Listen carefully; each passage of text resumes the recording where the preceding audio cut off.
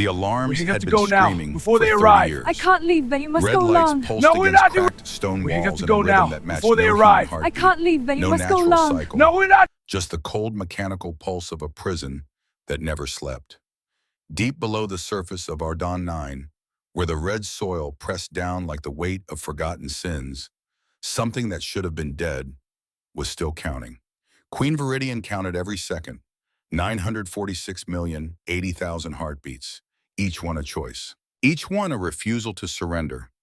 The stasis field had failed 17 hours after they buried her. She remembered the exact moment.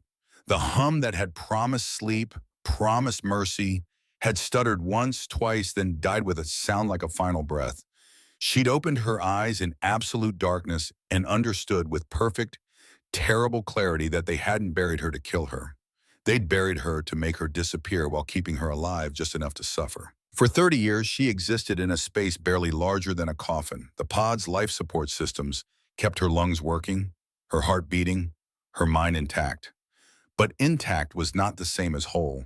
In the first year, she screamed until her throat bled. In the second, she spoke to the darkness, telling it stories of her world, of the diplomatic halls where she'd argued for peace, of the moment she'd realized that both humans and her own people valued control more than truth. By the third year, she stopped speaking aloud.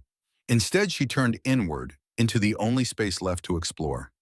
The pod itself, the prison that held her, had been built with a fusion of technologies, human engineering wrapped around alien power systems, in a marriage of convenience that neither species fully understood. But Viridian had nothing but time. She learned to feel the electromagnetic fields that kept her suspended. She traced the logic pathways that monitored her vital signs. She mapped every circuit, every relay, every microscopic flaw in the system that was supposed to hold her forever.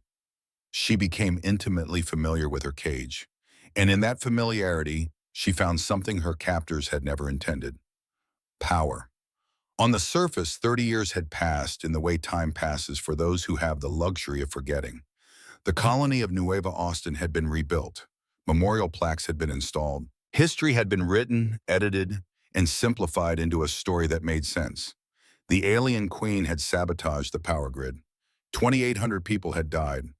Justice had been served through burial. Case closed. Move forward. Forget. But some people were bad at forgetting. Dalton Crow wiped dust from his face and leaned harder into the excavation drill. The machine screamed in protest, its stabilizers shaking as the red soil collapsed inward for the fourth time that week. His suit's warning system flashed bright orange across his helmet display. Cave-in risk, extreme. Structural failure imminent. Dalton muted it. He'd been muting warnings his whole life. The canyon walls rose around him like the ribs of some ancient creature.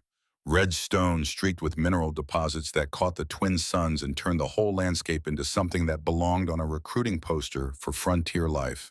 Beautiful, deadly, unforgiving. Dalton had been working these canyons for 15 years, ever since he'd mustered out of the Marines with an engineering degree and a bone-deep need to be away from people who followed orders without asking questions. He wasn't supposed to be here. The dig site had been sealed for 30 years, marked with warning beacons that blinked their patient red rhythm across the wasteland. Restricted zone, no excavation. Colonial Order 773. Violators subject to arrest. Dalton had read the order. Then he'd come back the next night with better equipment. It had started 6 months ago when he'd been clearing out his father's old workshop. Garrett Crow Sr. had been a safety engineer, the kind of man who checked calculations 3 times and never signed off on anything that didn't sit right in his gut. He died 30 years ago in what the official report called an accidental exposure to reactor coolant. Quick, painless, unavoidable. Dalton had been 12. He'd believed the story because 12-year-olds believe what adults tell them, especially when the alternative is too dark to contemplate. But 30 years later, sorting through boxes of his father's files, Dalton had found the encrypted drive. It had taken him 3 weeks to crack the security. What he'd found inside had cracked something else entirely. His father's voice, recorded 2 days before his death, tired, frightened, determined. If anyone finds this, you need to know the truth. The resonance signatures from the Nueva Austin disaster don't match alien technology. I've run the analysis 14 times.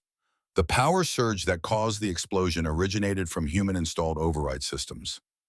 Someone disabled the safeties manually. Someone wanted this to happen. The alien queen they're blaming, Viridian, she was the one who tried to stop the weaponization protocols. She refused to let us turn their power grid technology into something that could be used for destruction. That's why they're burying her, not because she's guilty, because she's inconvenient. The recording had included coordinates, this canyon, this specific location, and a final message that Dalton had listened to so many times he could recite it in his sleep. Someone has to dig, someone has to refuse to let truth stay buried. I tried, I failed. But maybe whoever finds this will be more stubborn than I was. Dalton had inherited that stubborn streak along with his father's eyes and his talent for seeing through official stories that didn't add up. The drill bit punched through something that definitely wasn't natural rock. The change in resistance was immediate. Dalton killed the power and dropped to his knees, scraping away red soil with gloved hands. Beneath the dirt was a smooth metallic surface, etched with symbols that seemed to shift when he looked at them too long. Not hostile, not aggressive, elegant, like mathematics given physical form. A prison door. Dalton's breath caught. For 6 months he'd been searching on faith and spite. But this was real. Solid. Proof that his father hadn't been crazy or paranoid. Something was down here, someone. A deep vibration rolled through the ground, subtle enough that his suit sensors almost missed it. But Dalton felt it in his bones, that sense a combat engineer develops for when the world is about to do something violent. He pressed his palm against the metal surface. It was warm. Not hot, not cold. Body warm. Alive warm. His suit AI spoke with the calm professionalism of a system that had no concept of how insane this moment was. Dalton, life signs detected, extremely weak. Sustained stasis field. How long? Dalton asked. His voice sounded strange in his own ears. Approximately 30 years. 30 years. Buried. The time frame matched exactly. The alien queen wasn't a myth. She wasn't propaganda. She was real. And she'd been down here alone for 3 decades. Awake or asleep? Dalton asked. The AI hesitated, which was disturbing, because hesitation meant uncertainty, and uncertainty meant the data didn't make sense. Stasis field integrity at 6%, insufficient for induced hibernation. Biological activity suggests consciousness. Dalton, if these readings are correct, the subject has been aware for most of the confinement period. 30 years. Awake, alone in the dark. Dalton stood slowly. The smart choice was to leave. Report it through proper channels. Let the authorities handle it. Let the system deal with its own buried mistakes. But Dalton's father had tried the smart choice. It had gotten him killed and the truth buried even deeper. He activated his manual cutting torch. This will trigger the defense systems, when his AI warned. Well, I know. History had taught one lesson over and over. When systems were designed to keep something buried, it was usually because someone was afraid of what would happen if it spoke. The first layer of the prison peeled back with a hiss of escaping atmosphere. Ancient air, recycled and stale, spilled upward in a cloud that made Dalton's suit filters work overtime. The smell was wrong, neither human nor anything he'd encountered in 15 years of frontier work. It smelled like time itself had been trapped and compressed. Another tremor rolled through the ground, stronger this time. Dalton's heads-up display lit up with threat warnings as a defense turret unfolded from the canyon wall with the smooth precision of military hardware that had been waiting decades for exactly this moment. Its targeting laser painted Dalton's chest in a perfect red dot. Override attempt detected, his AI said. Recommend immediate retreat. Dalton didn't move. Instead, he pulled up the turret's control frequency on his suit's scanner. Old technology, human-alien hybrid architecture, sloppy integration. Whoever had built this had never expected someone who understood both systems, someone who'd spent years reverse engineering salvage tech in workshops lit by recycled lamp oil and pure obstinacy. He injected a recursive command loop into the turret's targeting computer.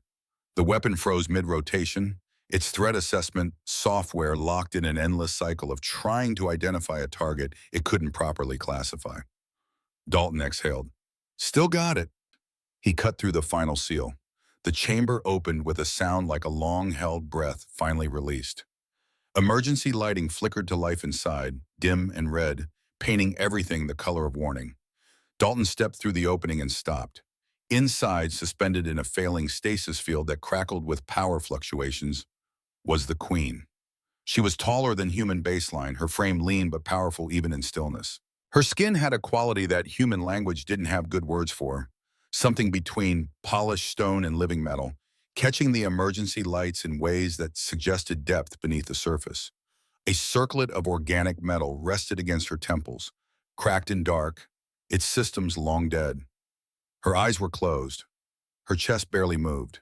She looked like something that had been beautiful once, before time and cruelty had worn her down to the essential core of survival. Stasis failing, his AI reported. Life support at 6%. Immediate intervention required or subject will expire within 4 minutes. Dalton didn't hesitate. He crossed the chamber in 3 strides, his boots crunching on debris that had accumulated over 30 years of slow decay. He tore open the stasis control panel, his hands moving with the efficiency of someone who'd disabled more complicated systems under enemy fire. He ripped out the alien limiters, bridged circuits with human standard power cells that were never meant to interface with technology like this. Sparks flew. The acrid smell of burning insulation filled the small space. Behind him, the turret rebooted. Its command loop had resolved. Dalton heard the characteristic whine of charging capacitors. The stasis field collapsed. Queen Viridian fell forward, and Dalton caught her. She was heavier than she looked, density that spoke of biology operating under different rules. Solid, real, warm despite 30 years in a failing pod. Her eyes snapped open. They blazed gold, bright and terrible and aware. The turret fired. The plasma bolt missed Dalton by centimeters, close enough that he felt the heat through his suit's thermal regulation. The shot carved molten stone from the chamber wall. Debris rained down, sharp fragments that pinged off his helmet. Dalton dragged the Queen behind the pod as the turret recalibrated. "I cannot hold the override much longer," his AI said with what might have been urgency if AIS could feel such things. Dalton yanked a power cell from his suit's reserve system and slammed it into the pod's core. Emergency energy flooded the ancient systems, overloading circuits that had been barely functioning for 3 decades. "Then we leave. Now." The chamber shook. The pod overloaded with a sound like thunder trapped in a bottle. The turret sparked, screamed a mechanical death cry, and exploded in a flash of light that turned the red chamber white for 1 perfect second. Then silence. Real silence. The kind that comes after violence ends and the world holds its breath to see what happens next. The Queen coughed, a wet, ragged sound that spoke of lungs remembering how to process real air instead of recycled atmosphere. She gasped like someone drowning in reverse, pulling oxygen into her body with desperate, uncontrolled gulps. Dalton pressed his suit's emergency water supply to her lips. She drank like she'd forgotten what water tasted like, spilling half of it down her chin, not caring, just needing. Slowly her breathing steadied. Her movements became more controlled, less panic, more purpose. She turned her head, and her golden eyes locked onto Dalton's face through his helmet visor. "You are human." Her voice was rough, unused for so long that the words came out like gravel, but the language was perfect. No accent, no hesitation. She'd learned it well. "Yeah," Dalton replied. His own voice sounded exhausted even to himself. "And you've been buried for a long time." Her gaze sharpened, focusing on him with an intensity that made Dalton understand why his species had found her frightening. Not because she looked dangerous, because she looked at you like she could see past the surface, past the armor and the excuses, straight down to the truth you carried. "They told you I was a monster," she said. It wasn't a question. "They told us a lot of things," Dalton said. "Most of them were lies." She stared at him, searching his face like a judge weighing evidence. The silence stretched. Dalton could hear his own heartbeat, could feel the weight of 30 years of injustice pressing down on this moment. Finally, she spoke again. "Why did you dig?" Dalton didn't answer right away. He looked around the ruined chamber, at the broken prison, at the place where fear had sealed a living being underground and called it justice. He thought about his father's voice on that recording. "Someone has to dig." "Because humans are bad at leaving questions unanswered," he said, "and worse at walking away when something's wrong." The Queen closed her eyes briefly. When she opened them again, something ancient and dangerous stirred behind the gold. something that had been buried but not broken, something that had survived by sheer force of will. Then you have just reignited a war your species was never meant to win, she said softly. Dalton helped her to her feet. She swayed, 30 years of stillness, fighting against muscles that remembered how to move. He steadied her, and she didn't pull away. Good, he said. We've been preparing for that without realizing it. Above them, warning beacons flared across the canyon in patterns that meant reinforcements were coming. Across the planet, long-dormant security systems began to wake, triggered by the unauthorized breach of a sealed site. And far beyond human space, in ways neither Dalton nor Viridian yet understood, someone noticed that the buried queen was no longer silent. They climbed out of the underground chamber like two people escaping different versions of the same nightmare. Dalton went first, testing handholds, clearing debris. Viridian followed, her movements growing steadier with each meter of ascent. By the time they reached the surface, she was moving like someone who remembered what strength felt like. The twin suns of Ardon 9 hung low over the horizon, turning the red landscape into an ocean of fire. Viridian stood in the open air for a long moment, blinking like someone seeing the sky for the first time in living memory. Her face tilted upward, and Dalton saw something that might have been tears mixing with the dust on her cheeks. This world smells wrong, she said finally. Dalton kept one hand near his utility belt, not because he planned to fight her, but because his body still remembered every story he'd been fed, every warning about alien queens and disasters and the price of trust. His mind wanted to believe what the evidence showed, but his instincts hadn't caught up yet. It's half terraformed, he answered.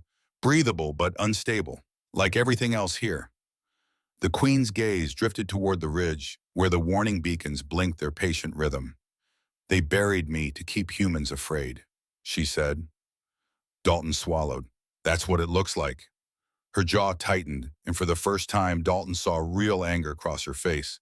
Not rage, anger. The cold, focused kind that came from 30 years of thinking about exactly what you'd say when you finally had the chance. No, she said. It was worse than fear. It was control. Before Dalton could ask what she meant, the ground vibrated again. Not from old machinery this time, from something moving above them. Dalton looked up and felt his stomach drop. A drone swarm crested the ridge. Sleek black bodies, military grade, reflective surfaces catching sunlight in ways that made them hard to count. Colonial enforcement, the kind that didn't come to ask questions. His suit A, I spoke fast.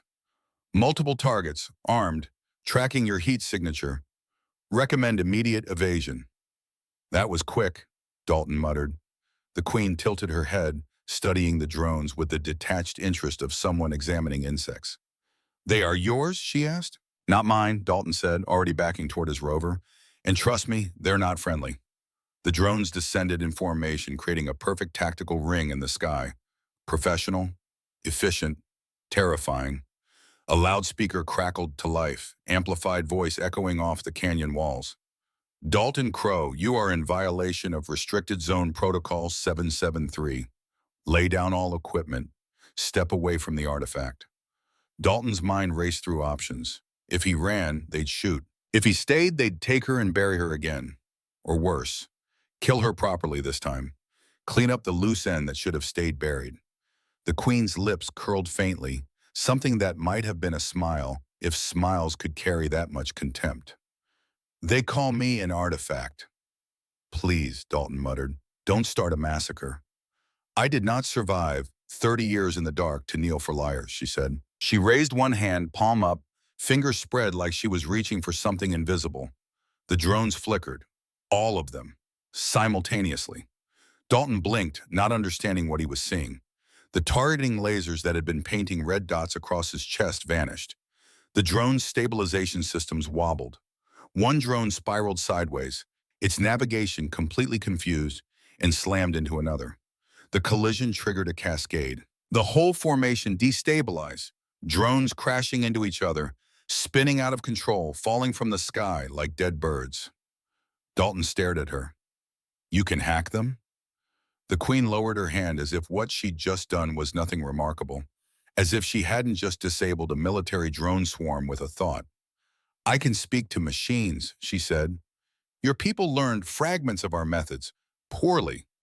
The loudspeaker crackled again, but the voice was distorted now, breaking up into static and half-words.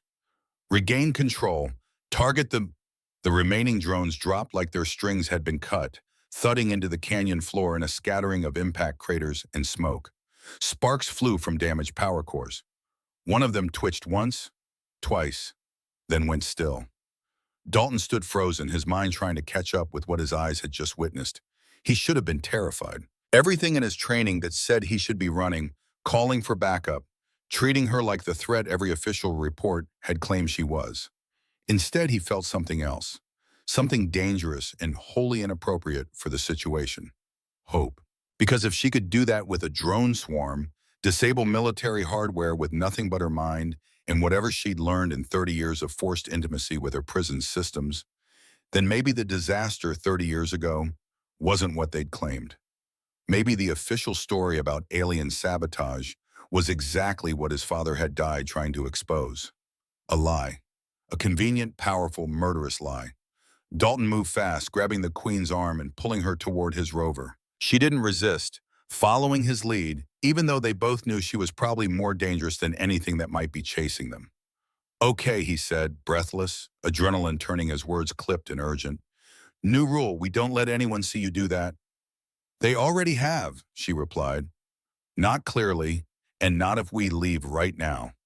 They reached the rover, a battered all-terrain vehicle that had seen better decades. Dalton slammed his palm against the manual ignition, bypassing the failed control console with a wire jumper he'd installed years ago specifically because he didn't trust electronic systems that could be remotely shut down. The engine coughed, complained, then roared to life with the sound of machinery that refused to die gracefully. Dalton glanced at her. Can you drive? She looked offended, which would have been funny if they weren't running for their lives. I can pilot warships. Great, Dalton said, sliding into the passenger seat and gesturing at the controls. Then get us out of here. She took the driver's seat with movements that were still slightly stiff, but growing more fluid by the second. It was like watching someone rebuild themselves in real time, muscle memory and coordination returning faster than should have been physically possible. She gripped the controls, studied them for exactly 2 seconds, then slammed the accelerator. The rover launched across the canyon floor like it had been shot from a cannon. Dalton grabbed the roll cage as the vehicle bounced over terrain that wasn't meant to be taken at this speed. Behind them, dust trails rose in the distance. More vehicles. Ground units this time. More coming, Dalton said. They'll chase. They should not, the Queen answered. Her voice was calm. Too calm. The kind of calm that came before violence. Dalton didn't like it. What's your name? The question seemed to surprise her. She glanced at him, gold eyes reflecting the red landscape, then turned back to navigating between rock formations that would have been challenging at half this speed. For a moment, Dalton thought she wouldn't answer.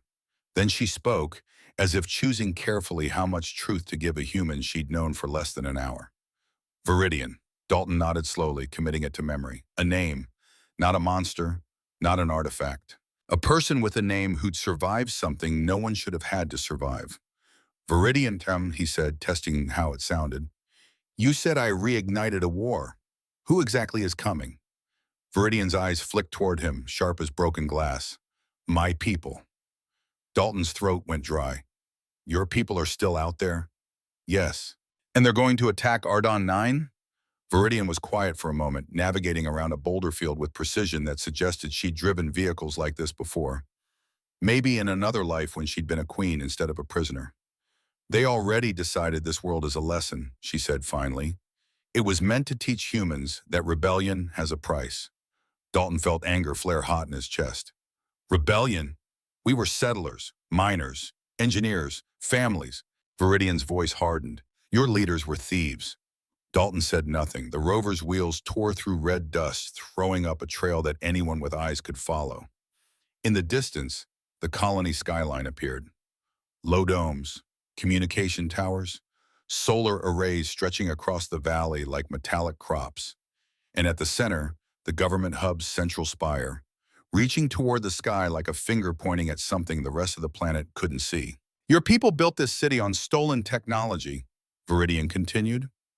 Her voice was flat, reciting facts she'd probably spent 30 years rehearsing in the dark. You were promised cooperation. You received weapons, because humans always ask for weapons. Dalton clenched his jaw.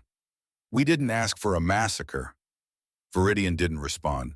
Her silence was heavier than an accusation, more damning than any words could have been, because she was right, at least partly. Dalton had read enough of the declassified reports to know that the early negotiations had gone wrong, that there had been factions pushing for militarization, that people like his father, engineers who wanted peaceful integration, had been in the minority. But 2,800 people had died, families, children, people who'd never asked to be part of anyone's geopolitical chess game. They reached the edge of the settlement just as sirens began to rise in the distance. The colony was waking up, and from the sound of those alarms, it was waking up angry. Dalton pulled the rover into a maintenance tunnel beneath the outer domes, sliding the vehicle into shadow. He killed the engine. For a moment, only their breathing filled the space. Viridian's was still slightly ragged, lungs adjusting to real atmosphere. Dalton's was controlled but fast, adrenaline still singing in his blood. Then his AI spoke quietly, almost gently, which somehow made the words worse. Dalton, incoming citywide alert. Colonial Command has issued a priority capture order. Your biosignature is flagged as hostile. Estimated security response time, 6 minutes. Dalton laughed once. It came out bitter. Of course they have. He looked at Viridian, really looked at her. She was staring back at him with those gold eyes, and he realized she was trying to decide something. Weighing him. Judging whether he was foolish enough to be trusted or just foolish enough to be useful. So what now, he asked. Viridian studied him for another long moment. Then she leaned closer, and when she spoke, her voice was low and certain. Now, she said, you will take me to the place your leaders keep the truth. Dalton frowned. What place? The core archive. Dalton's stomach tightened. The core archive was sealed, guarded, built into the central spire and protected by security systems that made the drone swarm look primitive. It held everything. First contact records, war logs, classified agreements, all the history that ordinary citizens weren't allowed to know. Why, Dalton asked. Viridian's eyes shone with something that was neither rage nor grief, but somehow both. Because the lie that buried me is still alive, she said, and if you do not expose it, your world will burn again. Dalton stared at her. The story he'd been told his whole life was cracking open like the ground above her prison, and he wasn't sure he liked what was underneath. But he'd started this. He'd dug when he should have left well enough alone. He'd continued searching when everyone else had moved on. If the archive proves you didn't do it, he whispered, almost to himself. Viridian's answer came like a blade, sharp and final. Then you will understand why they feared my voice more than my power. Outside the maintenance tunnel, footsteps echoed, voices, search teams, organized and methodical. Dalton raised a finger to his lips in the universal gesture for silence. Viridian didn't flinch. Instead, she closed her eyes, and Dalton felt the air shift. It was subtle, barely noticeable, but something changed in the tunnel. The quality of sound, the weight of space, like invisible pressure building. The lights flickered. Just once, but it was enough. Somewhere above them, across the entire city grid, power fluctuated. Not an outage, not a failure, just a tremor. A reminder that someone down here could touch the systems that kept this colony alive, and that touch could become a grip if necessary. Dalton swallowed hard, because it hit him then, really hit him in a way the drone swarm hadn't quite managed. They hadn't buried her because she was weak. They hadn't sealed her underground because she was helpless. They'd buried her because, even half dead, even after 30 years of isolation and torture, she could still break their world if she chose to. The footsteps passed by the tunnel entrance. The search team kept moving, following protocols that assumed their targets would run toward the perimeter, not deeper into the city. Dalton waited until the sounds faded completely before he spoke. Can you feel all of it? He asked quietly. The whole grid? Viridian opened her eyes. I spent 30 years learning every circuit of my cage, she said. Your city is built on the same foundation. The same stolen knowledge implemented without understanding. Yes, I can feel it. Every power relay, every security node, every locked door. Then you could shut it all down. Yes, but you haven't. Viridian looked at him, and for the first time since she'd opened her eyes in that underground hell, Something almost like warmth touched her expression. "Because I am not what they said I was," she answered. "I am not a destroyer. I never was. But I will be a truth teller. Even if the truth burns." Dalton nodded slowly. He pulled up a schematic of the city on his suit display, highlighting the route to the central spire, maintenance tunnels, service shafts, the paths that workers used and security forgot about. "It's a long shot," he said. "The Archive's defenses are designed to stop exactly this kind of infiltration." "Then we will be better than their designs expected," Viridian said simply. Dalton almost smiled. "Almost. You sound like my father." "Your father was murdered for holding fast to truth," Viridian said. "Perhaps we are alike in that stubbornness." They moved through the Undercity in silence, Dalton leading, Viridian adapting to human infrastructure, with the quick study of someone who'd had nothing but time to observe and learn. The maintenance tunnels were a maze, a warren of passages built during the colony's early expansion and then forgotten as newer, shinier systems took over. Down here, the city showed its real age. Rust, patches, improvised repairs done by engineers working with whatever materials they could scavenge. It was messy, imperfect, human. Dalton found it oddly comforting. They emerged into a junction where three tunnels met, and Dalton stopped. Ahead, visible through a grated floor, was the archive entrance, sealed. The door marked with warnings in 3 languages and multiple threat levels. Authorized personnel only. Restricted access. Lethal force authorized. "This is it," Dalton said. "Once we go in, there is no going back." Viridian stepped up beside him, close enough that he could feel the warmth radiating from her, that strange heat that suggested biology working overtime to recover from 3 decades of forced stillness. "There was no going back the moment you dug," she said. Dalton exhaled slowly. She was right. He'd known it from the first time he'd triggered the alarms at that burial site. Knew it when he decided to come back the next night, and the night after that. Some lines, once crossed, redrew the map entirely. He pulled out a compact device from his pack. Not military issue, not even legal, strictly speaking. A handmade hybrid of human code running on salvaged alien logic cores. The kind of thing that existed in the gray market of frontier colonies where official rules met practical necessity and sometimes lost. He connected it to the archive door's access panel. The system resisted good encryption, military-grade authentication, biometric verification, the kind of security that was designed to keep out everyone except the people who already had power. But Dalton had learned his craft from his father, and his father had believed that no lock was perfect. Every system had a flaw.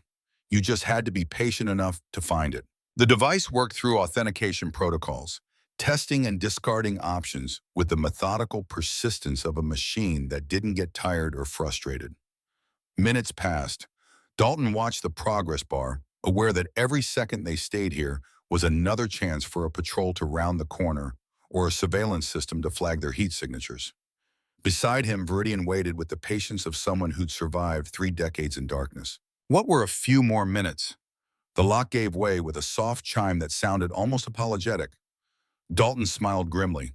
"Good," he muttered. "That means there's something worth hiding."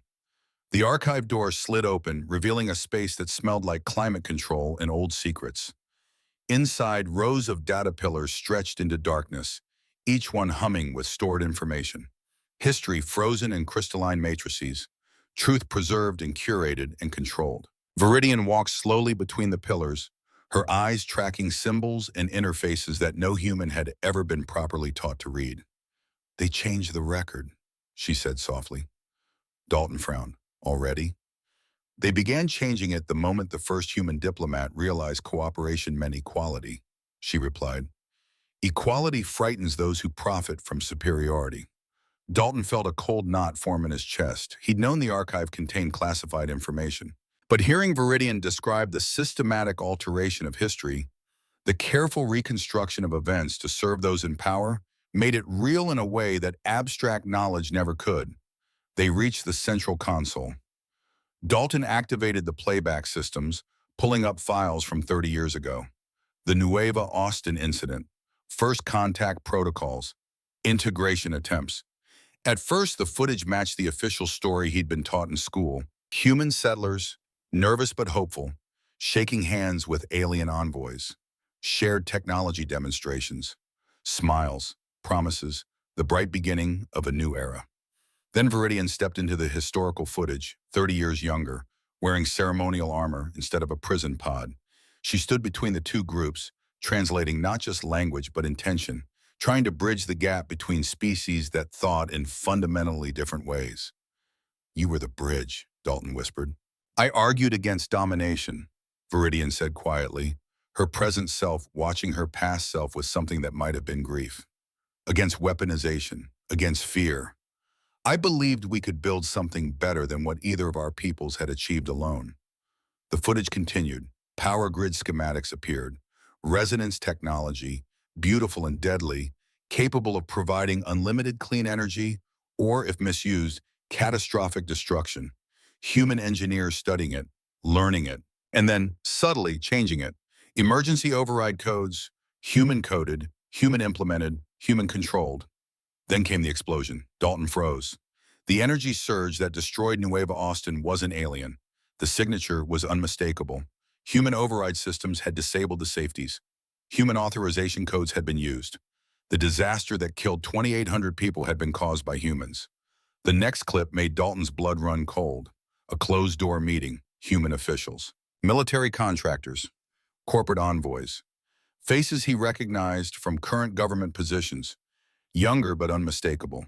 And at the center, one voice standing out calm and confident. "If we blame her, we gain full control of the technology. The public already fears her kind. We can use that." Another voice, equally calm. "What about the investigation?" "We control the investigation. We'll bury the evidence, literally if necessary." "And the Queen?" "Bury her too. Make her an example. Send a message to her people that rebellion has consequences." Dalton clenched his fists hard enough that his gloves creaked. They'd known. The entire leadership structure had known. They deliberately caused the disaster, killed their own people, and then blamed Viridian to consolidate power and steal technology they didn't understand. "They framed you," he said. His voice came out rough, angry in ways he hadn't let himself feel in years.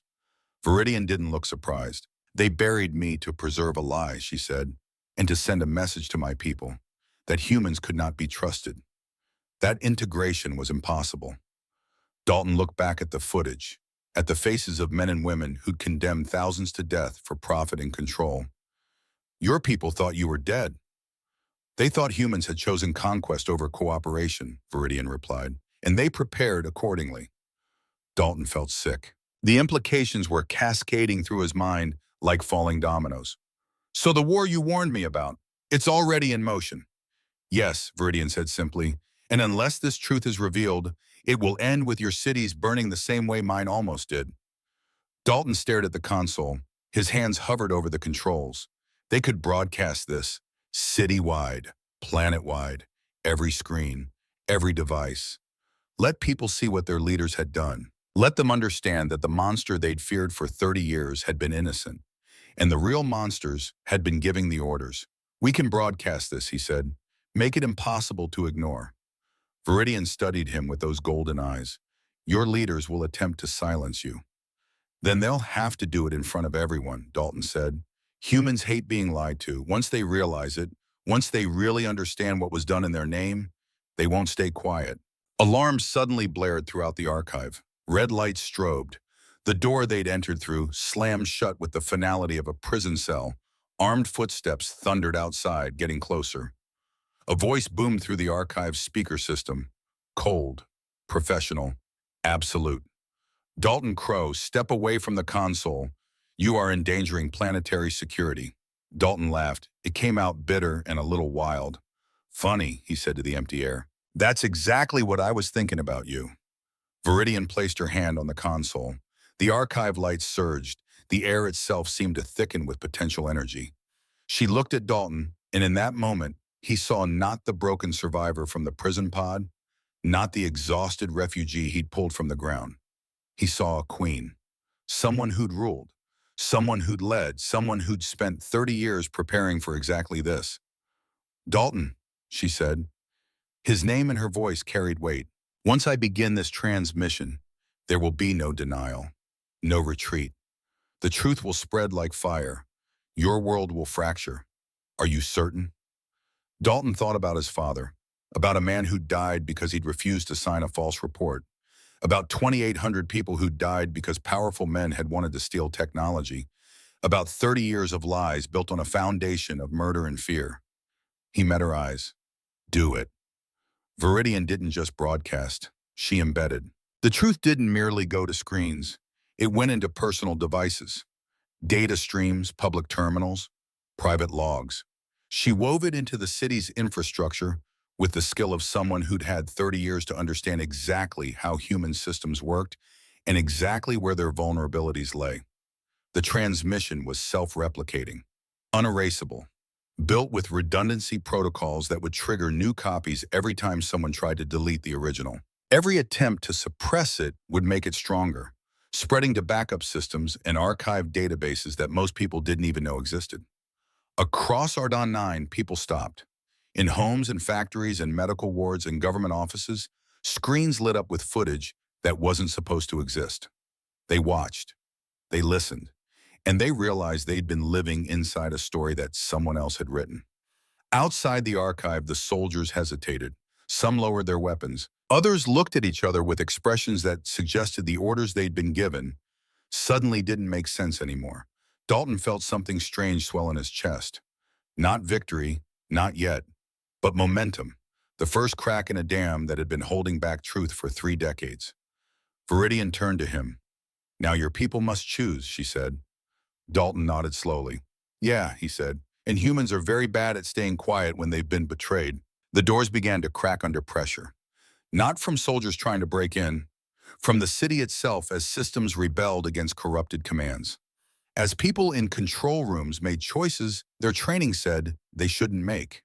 As individuals decided that following orders mattered less than following conscience. Dalton took a breath, because this wasn't just about saving one buried queen anymore. This was about whether humanity would finally prove it deserved the stars, whether they could look at their own mistakes and choose justice over comfort, whether they could be better than their worst impulses. The archive doors opened, not from force, from inside. Someone had made a choice, and somewhere far above, watching satellites recorded everything, documenting the moment when a civilization's carefully constructed lie met an inconvenient truth. When a queen who'd survived 3 decades in darkness finally got to speak. When a miner who'd continued searching found something worth the effort. The moment when everything changed, the city did not explode. That surprised everyone. For decades, leaders had justified control with the same excuse. Order prevents chaos, they said. Fear keeps people safe. Secrecy keeps the peace. But when the truth flooded across Ardon 9 like water breaking through a cracked dam, the streets didn't burn. They woke up. Screens across the colony replayed the archive footage on endless loop. In homes where families gathered for evening meals, in factories where third-shift workers paused mid-assembly, in medical wards where the sick watched from their beds, in mining stations deep underground where Dalton's colleagues stopped their drills and stared. Parents watched with their children. Engineers froze mid-shift. Soldiers in barracks saw their commanders' faces in 30-year-old footage, planning murder and calling it strategy. The lie unraveled in real time. Not all at once, not with dramatic explosions or revolutionary speeches. It unraveled the way truth always does when it finally gets free. Quietly, relentlessly, completely. Inside the archive chamber, Viridian felt the shift before she heard it. The pressure outside the doors changed, not an attack formation, an argument. Voices rising, orders contradicting each other, authority fracturing along fault lines that had been invisible until someone applied enough pressure. She stood still, eyes closed, listening not with ears but with the sense she'd developed over 30 years of intimate connection with technology. The city's network was alive with signals, confusion, anger, but also something else, something she'd almost forgotten existed in sentient beings who'd been living inside a comfortable lie. Shame. The city is choosing, she said quietly. Dalton wiped sweat from his face. His heart was still hammering from the broadcast, from the certainty that soldiers would burst through and end this before it could spread. Choosing what? Whether to obey fear or face responsibility. The archive doors slid open. No explosion, no gunfire, no dramatic last stand. Instead, a single figure stepped inside, and Dalton felt his breath catch because he recognized her. Everyone on Ardon 9 knew Lieutenant Kathleen Briggs, 15 years in colonial security. Decorated veteran, daughter of Margaret Briggs, who died in the Nueva Austin explosion along with her husband and two sons. Kathleen had been 7 years old when she'd lost everyone. She stood in the doorway now, helmet removed, weapon holstered. Her face was pale, tight with something like shame mixed with fury. Behind her, Dalton could see other soldiers, waiting, watching their lieutenant to see what happened next. "My name is Commander Briggs," she said. Her voice was steady despite everything. "Security forces are standing down." Dalton blinked. "That's it?" Briggs met his eyes, and he saw 30 years of grief compressed into a single look. Half of them refused to follow orders the moment the broadcast reached their personal devices. The other half realized they'd be arresting civilians for watching the truth. She looked at Viridian, really looked at her, and swallowed hard. "We were told you were a weapon." "You were told I was inconvenient," Viridian replied. Her voice was gentle but unyielding, not accusatory, factual. The tone of someone who'd had 30 years to understand exactly what had been done and why. Silence stretched between them. Outside, Dalton could hear the city changing. Sirens that had been wailing in alarm patterns were going quiet. Crowd noise was building, not violent, but insistent. The sound of thousands of people realizing they'd been lied to and deciding they were done being quiet about it. Briggs straightened, military posture reasserting itself even as the orders she'd spent 15 years following dissolved around her. "Off-world signals have spiked," she said, switching to professional briefing mode like it was the only thing keeping her steady. "We're detecting massive fleet movements beyond the system's edge. Long-range sensors show formation patterns consistent with war fleet deployment." Dalton's stomach dropped. He looked at Viridian. "Your people." "Yes," Viridian said. There was no satisfaction in her voice. No victory, just tired certainty. "They believe diplomacy failed 30 years ago. They believe I was executed for trying to prevent human aggression. This is the response they planned for that scenario." Briggs's jaw tightened. "Then we're outmatched. Colonial Defense Fleet is designed for piracy and asteroid mining disputes, not full-scale war with a species that's had 3 decades to prepare." Dalton shook his head slowly, his mind racing through the implications. "No, we're not outmatched. We're late." He turned to Viridian. "How long do we have?" 4 days, Viridian said. 96 hours before weapons range.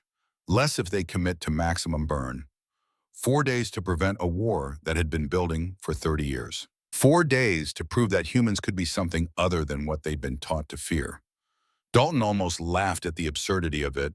Instead, he straightened and looked at Briggs. "Then we need to move fast. The people who orchestrated this, they're still in power. Governor Cole, Admiral Grant, the entire colonial board. They're going to try to bury this again."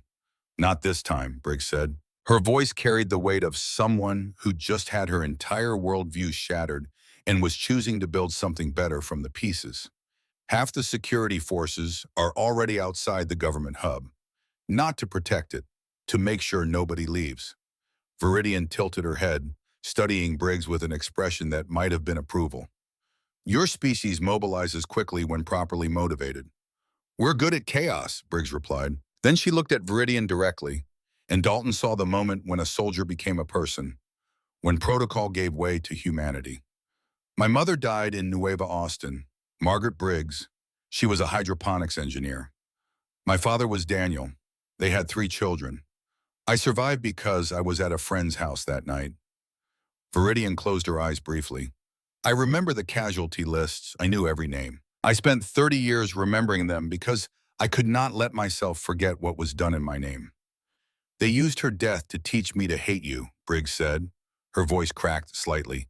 "Every memorial, every speech, every lesson about why we needed strong security and why aliens couldn't be trusted.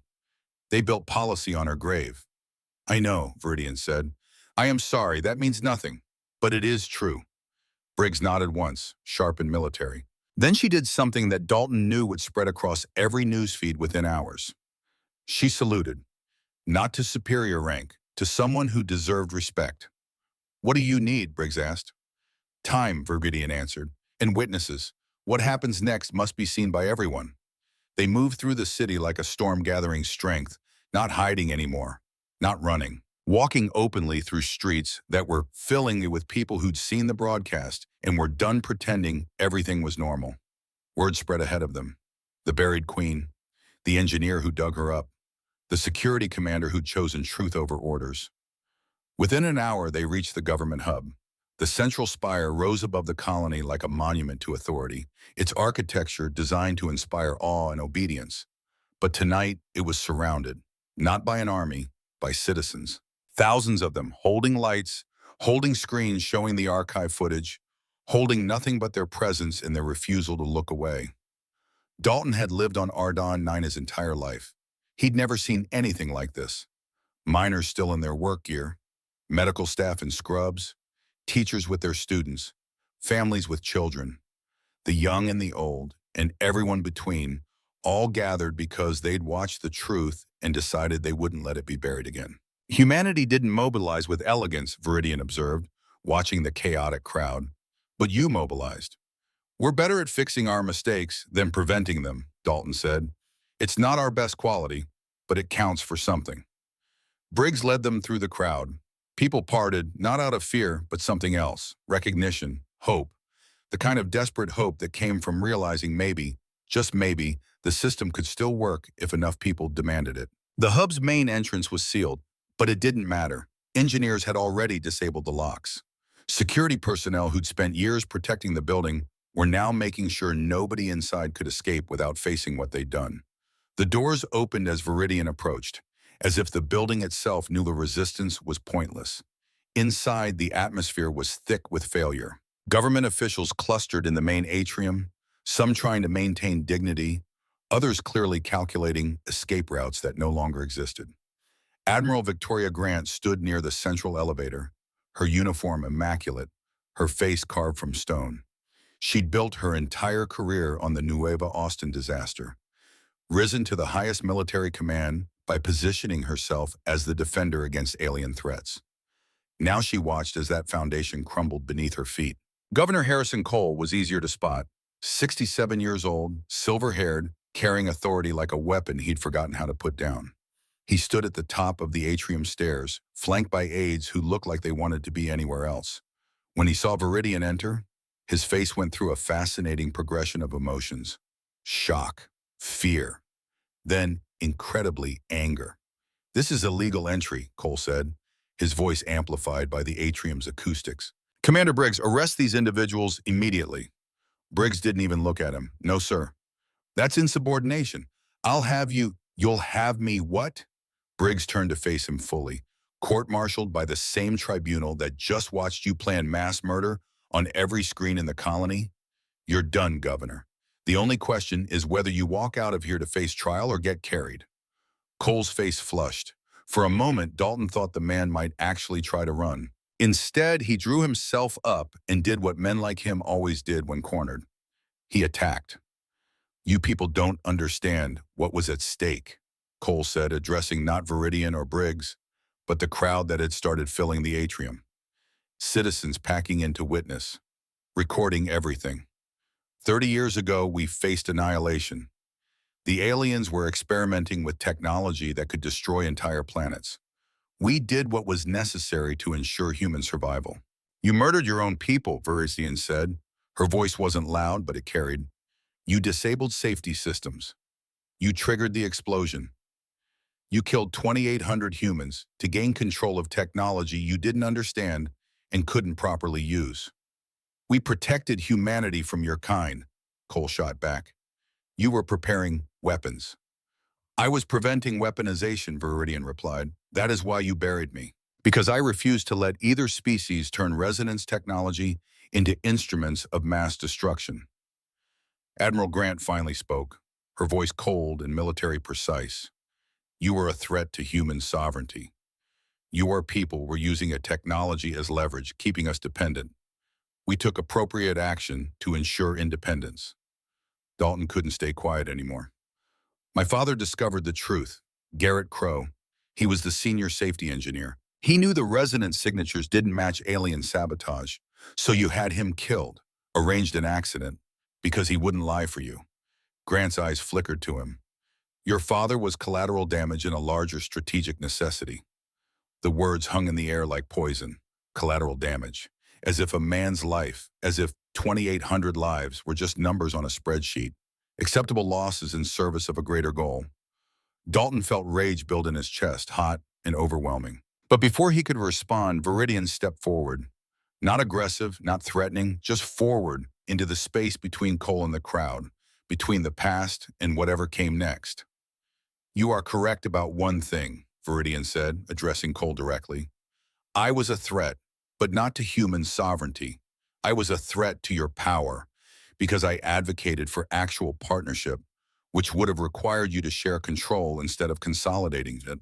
She turned, addressing the crowd now, her voice carrying the weight of 30 years' worth of thoughts she'd never been allowed to voice. Your leaders told you I destroyed Nueva Austin. The truth is, I spent 3 years trying to prevent exactly that kind of tragedy. I warned both our peoples that weaponizing resonance technology would lead to catastrophe. I was ignored by my own council and betrayed by yours. Your own people abandoned you? Someone in the crowd called out. Viridian nodded slowly.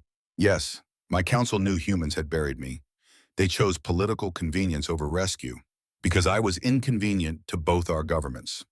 A reminder that cooperation was possible, which made domination harder to justify. The crowd stirred. Dalton could feel the shift, the way understanding was spreading through them like electricity through circuits. This wasn't just about human corruption. This was about power systems that valued control over truth, regardless of species. Admiral Grant's composure finally cracked. You don't understand the realities of interstellar politics. Sometimes difficult decisions must be made for the greater good. I understand that you sacrifice thousands of lives to steal technology, Viridian said. Her voice remained calm, which somehow made the accusation more devastating. I understand that you buried me alive for 30 years to prevent the truth from undermining your authority. I understand that you were willing to start a war that would kill millions to maintain the fiction you created. She paused, and in that silence, something profound happened. The crowd wasn't just listening anymore. They were witnessing, bearing witness to the moment when comfortable lies met uncomfortable truth. What I do not understand, Viridian continued, is how you believed you could build anything lasting on that foundation. Cole opened his mouth to respond, but before he could speak, the building's emergency systems activated. Not an attack, a notification. Long-range sensors screaming alert across every screen, every display, every interface. Fleet detected. Distance, 4 light hours. Estimated arrival, 96 hours. Classification, war configuration. Mass equivalent to 300 capital ships. The atrium went silent. 300 ships. The entire colonial defense fleet numbered 40 vessels, most of them retrofitted cargo haulers with hastily mounted weapons. They're coming to kill us all, someone whispered. Viridian closed her eyes. Dalton saw pain cross her face. The weight of what she'd known was coming, finally arriving in undeniable form. No, she said quietly. They're coming to deliver justice for what they believe was my execution. This is royal protocol. When monarch blood is spilled by foreign action, the response is total annihilation. Can you stop them? Briggs asked.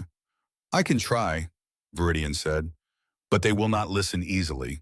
They have spent 30 years preparing for this response, 30 years building consensus that humans cannot be trusted, 30 years mourning a queen they believe was murdered. Dalton stepped beside her.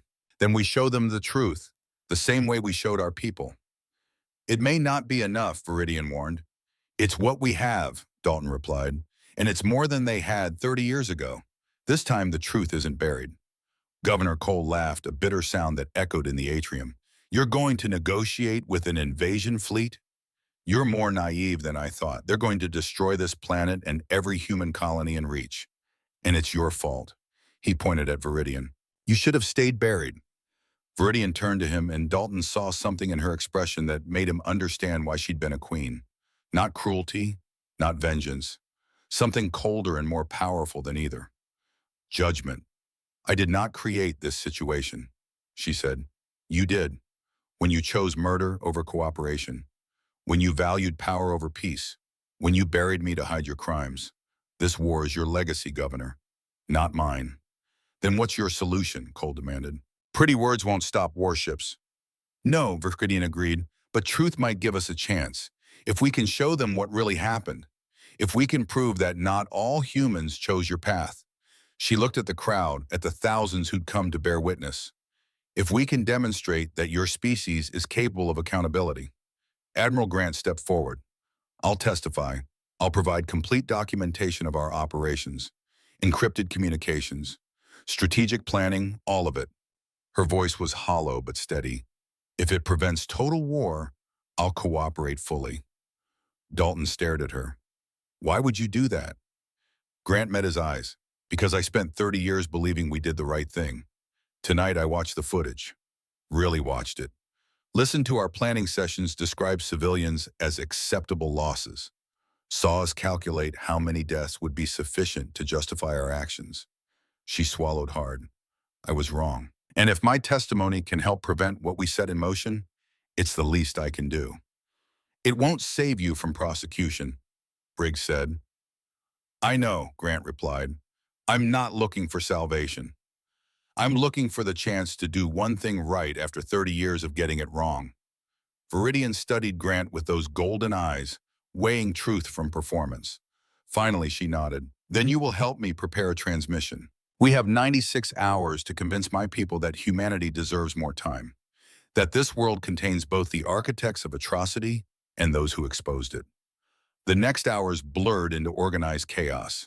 Engineers rigged the planetary communication array for maximum range transmission. Archivists compiled evidence, every document, every recording, every piece of proof that the conspiracy had been systematic and that the exposure had been genuine. Admiral Grant provided military encryption keys that unlocked classified files documenting decades of deception, and Viridian prepared to speak to her people for the first time in 30 years. Dalton watched her in the transmission preparation room, saw the way she carried herself differently now. Not broken, not defeated, but changed by what she'd endured. 30 years alone in darkness left marks that healing couldn't fully erase. Are you ready for this? He asked quietly. Viridian didn't answer immediately. She was staring at the transmission interface, at the technology that would carry her voice across light years to reach the fleet that thought she was dead. I spent 30 years imagining this conversation, she said finally, rehearsing what I would say, how I would explain what happened, how I would ask them why they abandoned me. And now I realize the conversation was never for them. It was for me, to keep my mind intact. She turned to look at Dalton, but the actual transmission, the real words I must speak, those I am still finding. Tell them the truth, Dalton said. That's what you told us. That's what changed everything here. Truth is not enough, Viridian replied. Truth without context is just data. I must give them context. Help them understand that humans are capable of both great evil and great courage. That the same species that buried me also dug me up. Briggs entered the room, her face tight with new information. Long-range sensors have refined the fleet composition. It's not just military ships. There are colony vessels, construction equipment. This isn't just an attack force. They're planning to occupy human space after they clear it. Dalton felt ice in his stomach. Total replacement. They're not just coming to punish us, Briggs said. They're coming to erase us. Viridian's face went still. That changes strategy. This is not merely retaliation. This is preparation for territorial expansion. They have used my death as justification, not just for war, but for conquest. Can you still stop them? Dalton asked. I do not know, Viridian admitted, but I must try, because if I do not, both our species will lose something essential. The possibility that different peoples can coexist without one dominating the other. She straightened, and Dalton saw the Queen fully emerge. Not the survivor from the prison pod, not the victim who'd survived decades in darkness, the leader who'd once stood between two species and argued for something better than mutual destruction. Prepare the transmission, Viridian said. Broadband, maximum power. I want every ship in that fleet to hear this simultaneously. No command filtering, no official channels, direct to every individual. That's going to drain the entire planetary grid, Briggs warned. Good, Viridian said. Let them see that humans are willing to make themselves vulnerable to be heard. That has meaning in my culture. Sacrifice for communication is a sign of sincere intent. The transmission array powered up, and across Ardan 9, lights dimmed as energy was redirected. In homes and streets, people looked up as they felt the change. Word spread quickly. The Queen was about to speak. Not to humans this time, to her own people. Everyone understood what it meant. This was the moment that would determine whether the next 96 hours led to peace or annihilation. Viridian stood before the transmission interface, and Dalton saw her take one deep breath, centering herself, preparing for the most important speech of her life.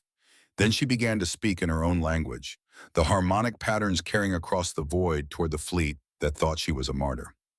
Dalton couldn't understand the words, but he could hear the emotion. Grief, anger, hope, truth, all of it woven together in a voice that had been silent for 30 years and would not be silenced again. Behind her, screens showed the fleet's position. Still coming. Still on course for Ardan 9. Still preparing for war. But somewhere in the darkness between stars, 300 ships were receiving a transmission they'd never expected. The voice of their dead queen, speaking truth that would force them to choose. Between the war they'd planned and the peace they'd abandoned. Between revenge and justice. Between the comfort of certainty and the difficulty of reassessment. Viridian spoke for 20 minutes. When she finished, the transmission array shut down, and the city's lights slowly returned to full power. She turned to face Dalton and Briggs, and her face showed exhaustion deeper than physical fatigue. What did you tell them? Dalton asked. Everything, Viridian said simply. The conspiracy, the burial, the humans who dug me up, the truth about Nueva Austin, and the choice they now face. They can proceed with annihilation and prove that our species is no better than the worst humans. Or they can pause, observe, give humanity time to demonstrate that accountability is possible. Will they listen? Briggs asked. Viridian shook her head slowly. I do not know, but I gave them one more piece of information. I told them that if they attack Ardan 9, they will be killing the humans who exposed the conspiracy. The engineers and soldiers and civilians who chose truth over comfortable lies, that they will be committing the same crime that was committed against me, punishing the innocent for the crimes of the guilty. That's a hell of a gambit, Dalton said. Yes, Viridian agreed. Now we wait, and hope that my people value consistency over revenge. The wait was worse than the digging had been. At least when Dalton had been excavating the burial site, he'd been doing something, taking action, moving forward. Now there was nothing to do but watch sensors and wait for a response that might never come. Hours passed. The fleet continued its approach. No change in velocity, no change in formation, no communication. Ardan 9 held its breath. In the government hub, Cole and the other conspirators were processed for trial. Not quietly, not hidden behind closed doors. Everything was public, every charge read aloud, every piece of evidence displayed. The colony had decided that if the truth was going to save them, it would be complete truth. No more secrets, no more buried sins. Dalton found himself in the communications center, watching the fleet's approach with a group of engineers who'd volunteered to help coordinate planetary response if the worst happened. They were rigging evacuation protocols, calculating how many people could reach the orbital stations before weapons range, knowing it wouldn't be enough. Knowing that if the fleet attacked, most of Ardan 9's population would die. We should run, one engineer said quietly. Those of us who can get to ships, get out of the system before they arrive. And go where, another replied. They have colony ships. They're planning occupation.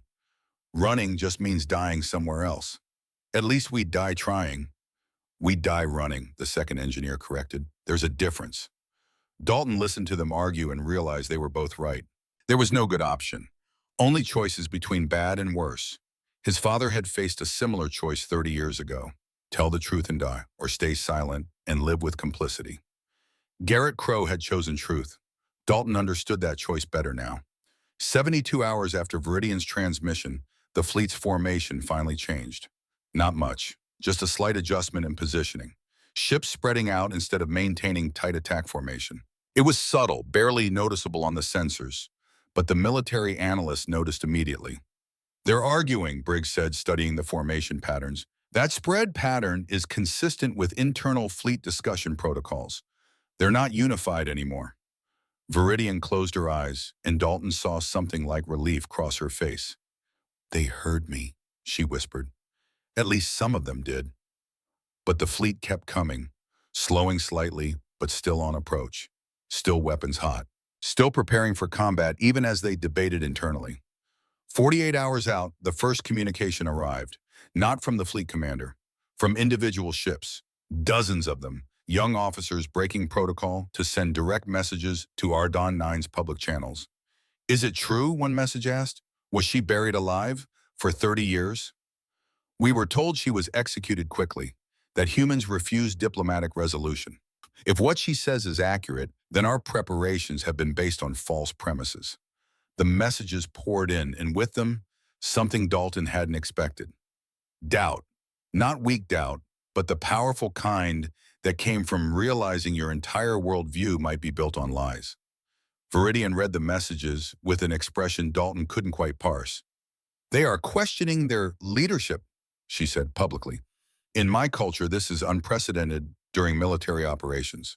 Is that good? Dalton asked. It means they are thinking instead of simply following orders, Viridian replied. Whether that is good depends on where their thoughts lead them. The first 48 hours after Viridian's transmission passed in tense waiting. Her words had reached the fleet, but Admiral Kethron's response was silence. Long-range sensors showed internal communications spiking, ships repositioning constantly, but no official word came back. During that time, Cole's trial concluded with brutal efficiency. The evidence was overwhelming. The verdicts came swift and unanimous. Governor Harrison Cole stood as the judgment was read. Guilty on all counts. Life imprisonment without possibility of parole. His assets seized. His name stripped from every monument, every building, every memorial that had once honored him. But the cruelest part wasn't the sentence. It was what came after. Cole was transferred to a rehabilitation facility on the colony's edge. Not a dark cell, a comfortable room with windows. With access to news feeds and educational programs. With the ability to watch day after day as humanity built exactly the kind of cooperation he'd spent 30 years trying to prevent. He would live to see human alien engineering teams solving problems he'd claimed were impossible. Would watch his successor sign treaties he'd insisted would enslave humanity. Would witness his daughter publicly denounce him and dedicate her life to integration work. He would have decades to understand that everything he'd done, every person he'd murdered, every lie he'd told had been not just wrong, but unnecessary. That the future he'd feared could have been the present he'd helped build if he'd chosen differently. That was his punishment. Not death, not darkness, awareness. Forced, prolonged, inescapable awareness of his own failure. Admiral Grant received the same sentence. But unlike Cole, she used her time differently. Teaching, writing, documenting every detail of how the conspiracy had functioned so future generations could recognize the warning signs. Trying, in whatever small way remained available, to balance accounts that could never be truly balanced. It wasn't redemption, but it was something, an attempt. A recognition that even those who'd done terrible things could still choose how they spent their remaining days. And still, the fleet came closer. Now, with 48 hours remaining before weapons range, humanity held its breath and waited to see if truth had been enough. 24 hours out, the fleet stopped. Dead stop. Maximum deceleration that probably damaged some of their engines. They held position just outside weapons range, and Ardon 9's sensors detected something that made every military analyst in the colony stop breathing. The fleet was splitting. Not into attack and reserve formations, into factions. Ships repositioning based on some internal division that had finally reached critical mass. They're fracturing, Briggs said, her voice filled with awe. The fleet is fracturing. A transmission request came through, official channels this time. Fleet commander identification. Viridian looked at Dalton, and he saw uncertainty in her eyes for the first time since he'd pulled her from the ground. Whatever happens next, Dalton said, you gave them a choice. That's more than anyone else did. Viridian nodded slowly. Then she accepted the transmission. The face that appeared on the screen was old, by alien standards. Weathered by time and command, eyes that carried the weight of 3 decades worth of decisions. This was Admiral Catherine, commander of the Justice Fleet, the one who'd been tasked with delivering vengeance for a murdered queen. Viridian, Catherine said. His voice carried harmonics that Dalton's translator couldn't quite capture. You live. I live, Viridian confirmed, buried for 30 years, awake for all of them. Catherine's face showed emotions that Dalton couldn't fully read, but pain was universal enough to recognize.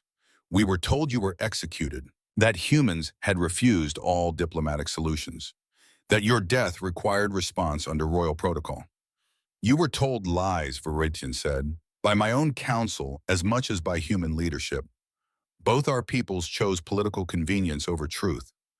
I have reviewed your transmission, the evidence you provided, the testimony from human officials. If this is accurate, it is accurate, Viridian interrupted. I spent 30 years in darkness, Catherine. Do you think I spent that time lying to myself about what happened? Silence stretched across the light seconds between ship and planet. Finally, Catherine spoke again. This changes nothing. Humans still killed thousands. They still stole technology. They still committed crimes that demand response. Yes, Viridian agreed. And they also exposed those crimes, arrested their own leaders, chose accountability over comfortable denial. Are you willing to annihilate the humans who chose justice alongside the ones who chose murder? Justice demands consistency, Catherine said. Justice demands proportion, Viridian countered, and wisdom to recognize when circumstances are more complex than doctrine allows. Behind Catherine, Dalton could see other figures, fleet officers, some nodding, others shaking their heads. The internal division was visible even across the void. My fleet is divided, Catherine admitted. Young officers who believe your account. Older commanders who say doctrine cannot be bent. I am being asked to make a choice that will define our species' relationship with humanity for generations. And I do not know which choice is correct. Viridian leaned forward. Then I will tell you what I learned in 30 years of darkness, Catherine.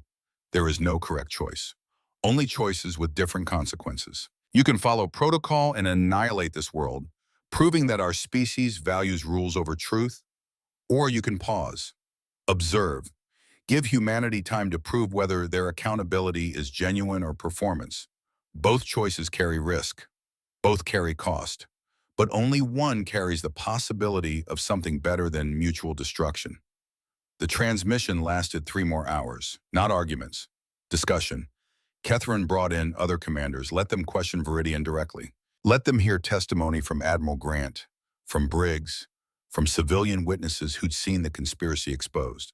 Let them watch footage of humans choosing truth despite personal cost. While Viridian negotiated across the void, something extraordinary happened on Ardan 9. People made a choice. Not ordered, not organized, just made. Word spread through the colony's communication networks. Engineers in break rooms, families over dinner, medical staff between shifts. The message was simple.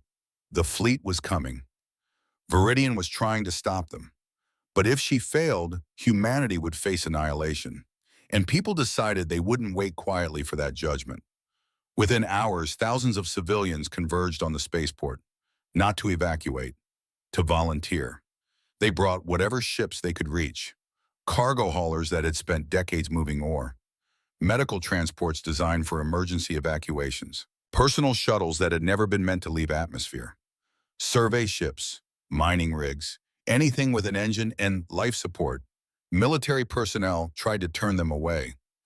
This is insane, one officer shouted over the crowd noise. These vessels aren't armed. You're not trained for combat. If the fleet attacks, you'll die. Then we'll die standing, someone shouted back, not hiding. The crowd surged forward and the officer realized something profound. These people weren't looking for permission. They were informing him of their decision. Within hours, hundreds of civilian vessels began lifting toward orbit. Captain Garrett Sullivan checked his systems for the 100th time that hour. 51 years old, Navy veteran turned civilian cargo runner, father of 2 daughters who were currently safe on Ardan 9's surface and probably furious with him for being up here. His ship, the Resolve, was a retrofitted freighter that had hauled everything from medical supplies to mining equipment for the past 15 years. Now it was part of something he couldn't quite name. A wall, a statement, a refusal to accept annihilation without bearing witness. His co-pilot, a young woman named Riley Parker, who'd been working freight runs for 3 years, kept checking the sensor readings showing the alien fleet's position. "They haven't moved in 12 hours, she said. "Just watching." "That's the idea," Sullivan replied. "We're here to be watched, to show them we're willing to put ourselves between them and home." "But we can't actually stop them," Riley said.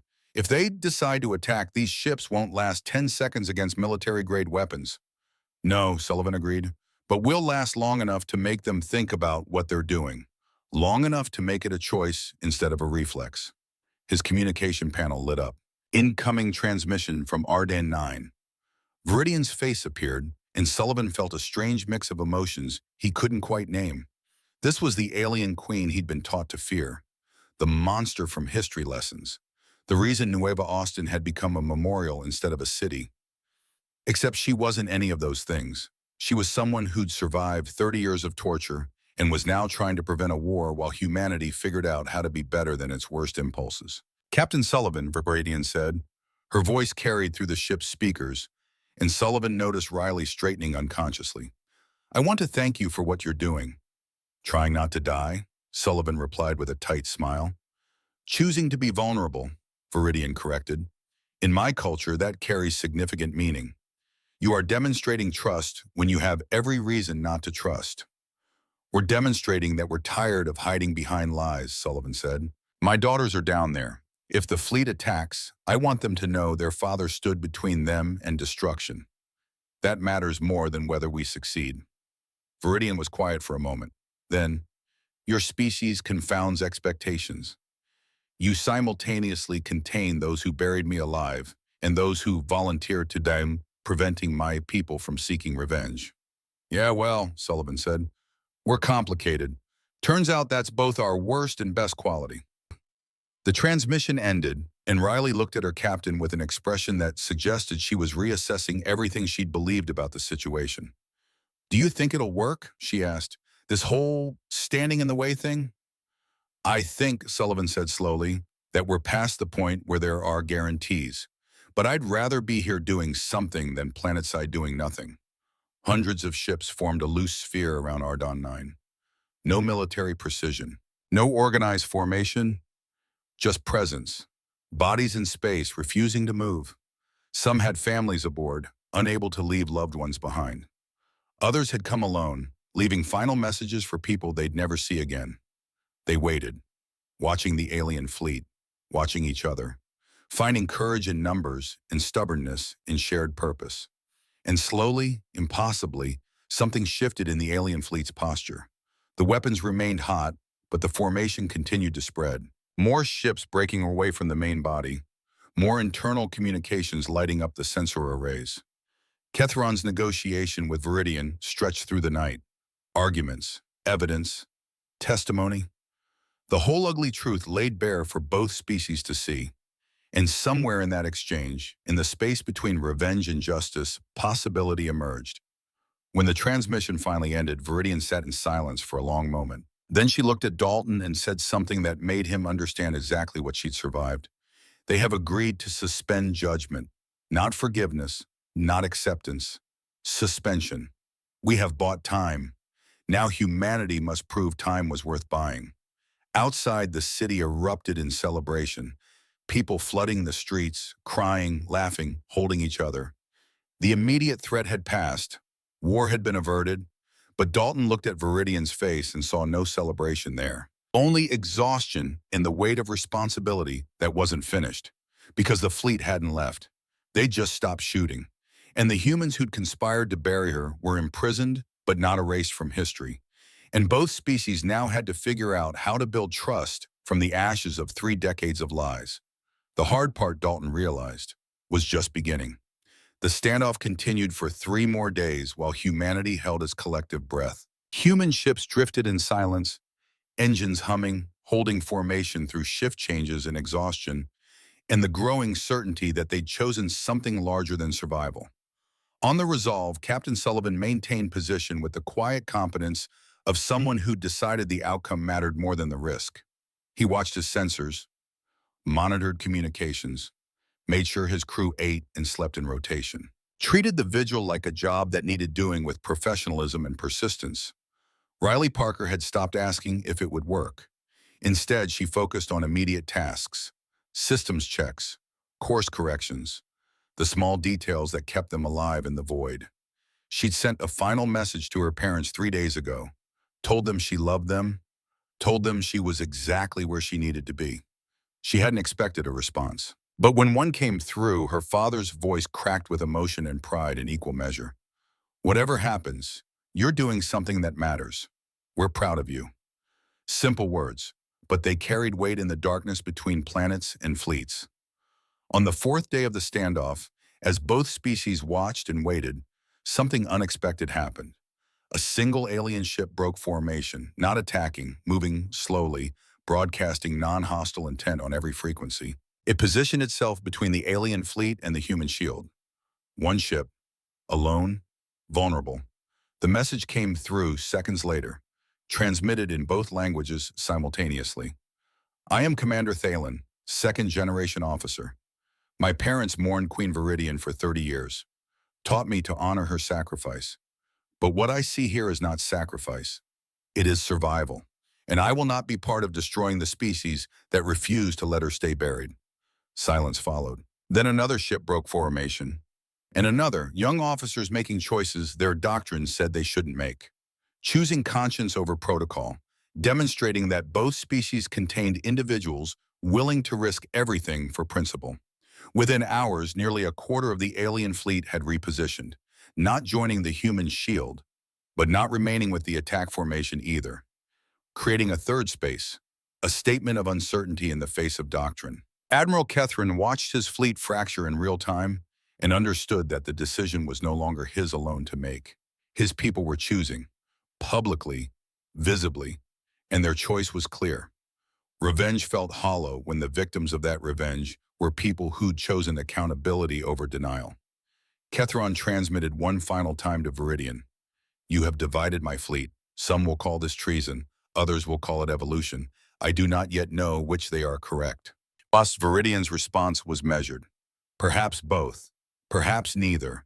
What matters is whether we can build something from this division, something better than what came before. I need guarantees, Kethrin said. Proof that human accountability is not temporary performance. I cannot give guarantees, Viridian replied, but I can offer witnesses. Keep your fleet here. Watch. See whether humans maintain their choice when crisis fades and comfort returns. Judge us by our actions over time, not our promises in crisis. Kethrin was silent for a long moment. Then, very well, we will observe. But understand this.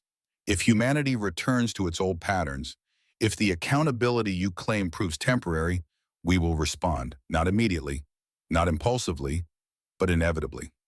That is fair, Viridian said. That is all we can ask.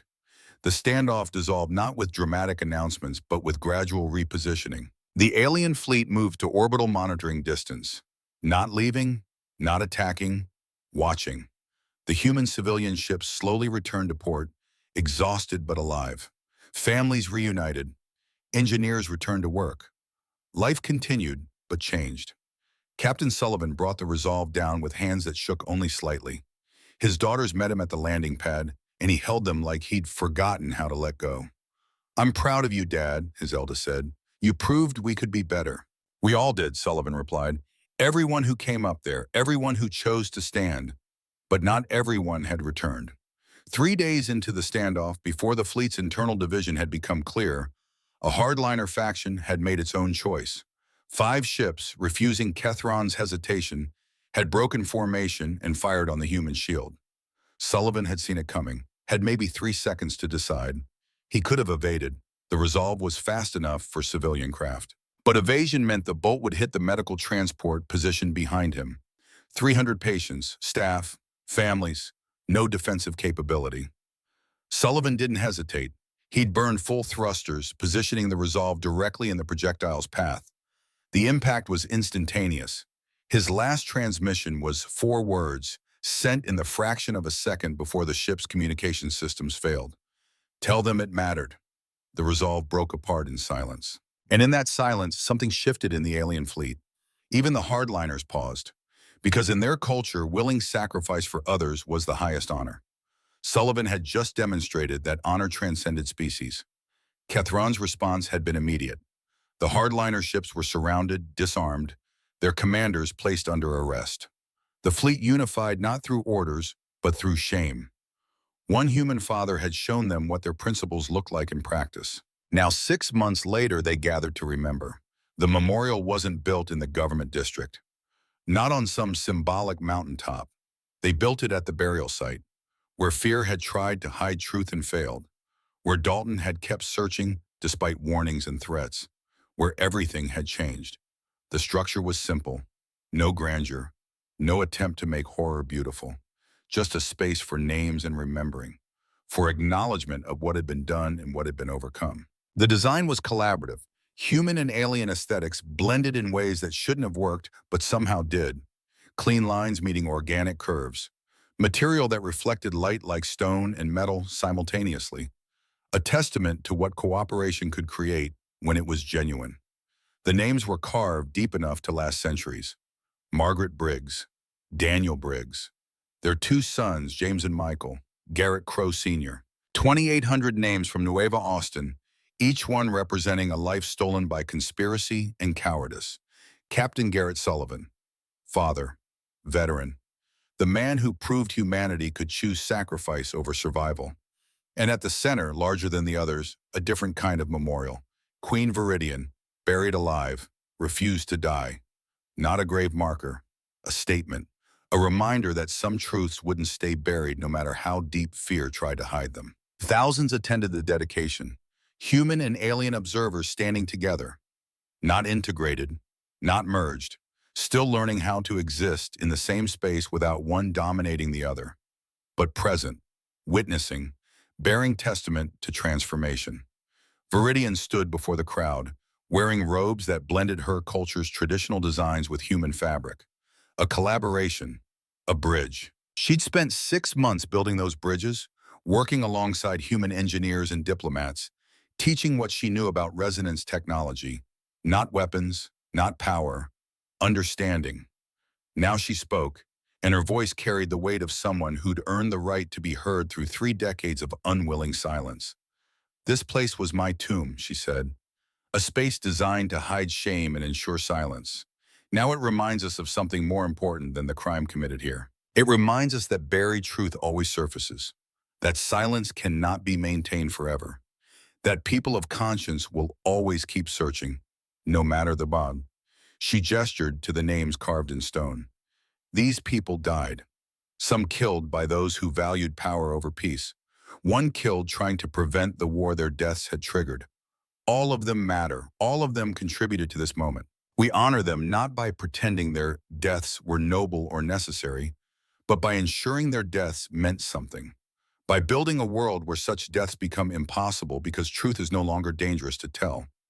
Dalton stood beside her, no longer just the engineer who dug up a buried queen, now serving as Chief Technical Advisor for the Joint Species Integration Council, a position he'd accepted reluctantly, understanding that someone had to do the tedious work of translating between cultures that thought in fundamentally different ways.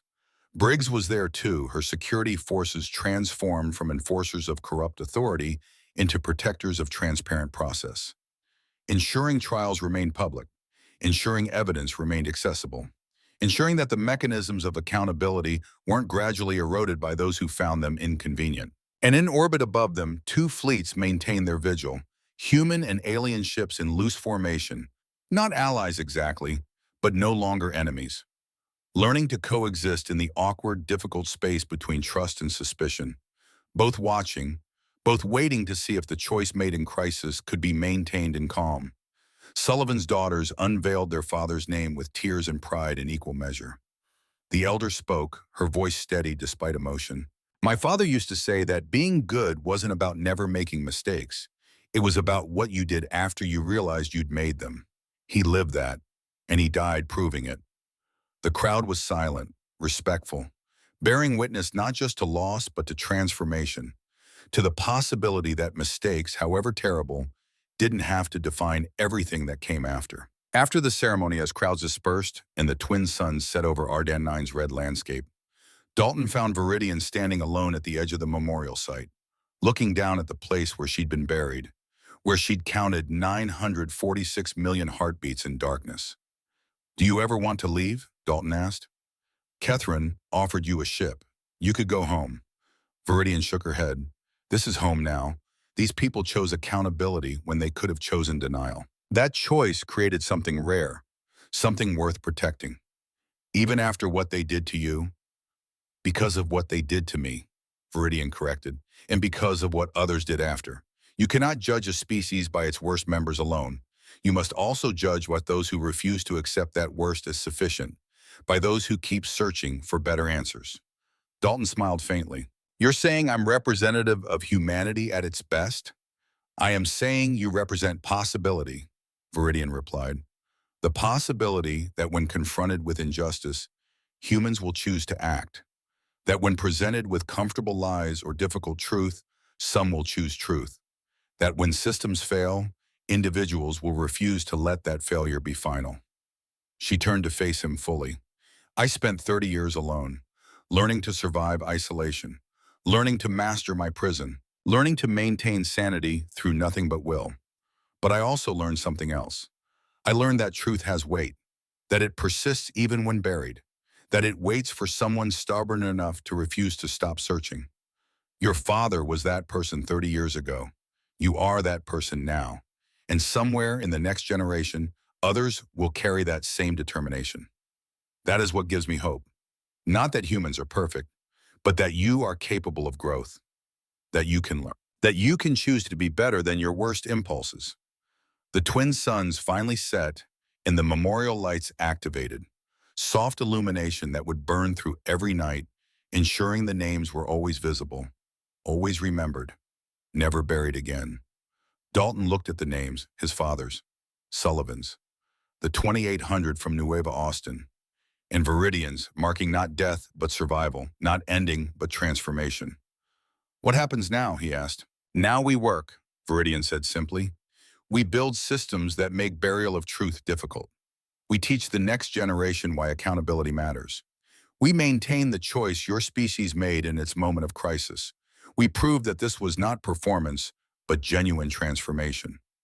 "That sounds exhausting." "Yes," Viridian agreed, "but far less exhausting than 30 years of darkness, and far more meaningful than comfortable lies." They stood together in the fading light, looking out over a world that had almost destroyed itself and had chosen differently. Not perfection, not instant redemption, just the beginning of something better. The first steps of a journey that would take generations. Viridian thrived in her new role, leading integration projects that brought human and alien engineers together to solve problems that neither species could tackle alone, mediating disputes before they escalated into conflicts, building the infrastructure of cooperation. One small decision at a time, she still struggled with the legacy of isolation. Some nights she woke from dreams of darkness and had to remind herself that the walls weren't closing in, that she could leave whenever she wanted, that she wasn't counting heartbeats anymore because someone else was choosing when she could stop. But those nights came less frequently, replaced by other experiences. Friendship with human colleagues who'd learned to read her expressions, pride in watching integration projects succeed, the quiet satisfaction of building something that would outlast her.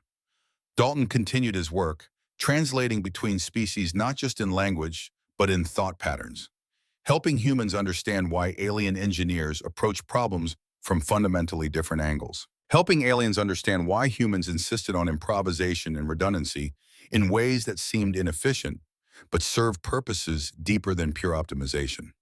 He visited his father's grave regularly, left reports on the integration work, spoke aloud about the bridges being built, the cooperation taking root, the future Garrett Crow Sr. had died trying to make possible. "We're getting there, Dad," Dalton said on one such visit, slowly, messily, in very human fashion. "But we're getting there."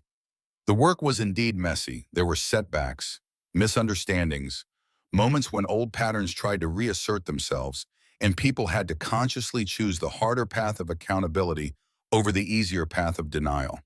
But the choice kept being made by engineers who insisted on transparent documentation, by politicians who accepted oversight instead of fighting it, by citizens who demanded evidence instead of accepting comfortable narratives. The systems built in crisis were maintained in calm, not perfectly, but sufficiently.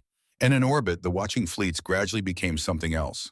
Still observers, still ready to respond if humanity reverted to its worst patterns, but also increasingly participants, offering technical assistance, sharing research, building relationships that transform suspicion into cautious cooperation.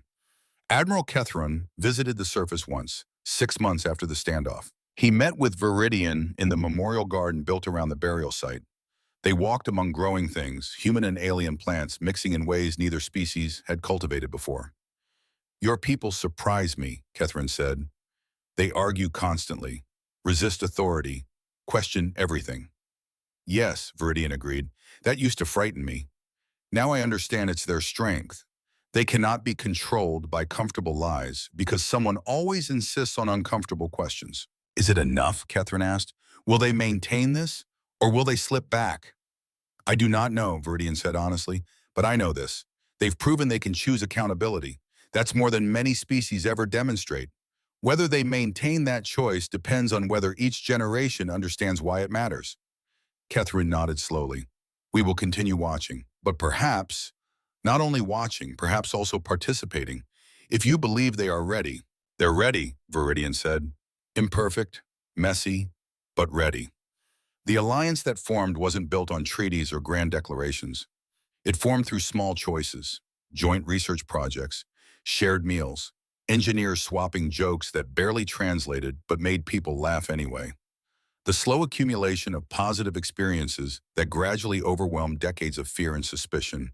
It wasn't peace, not yet, but it was possibility.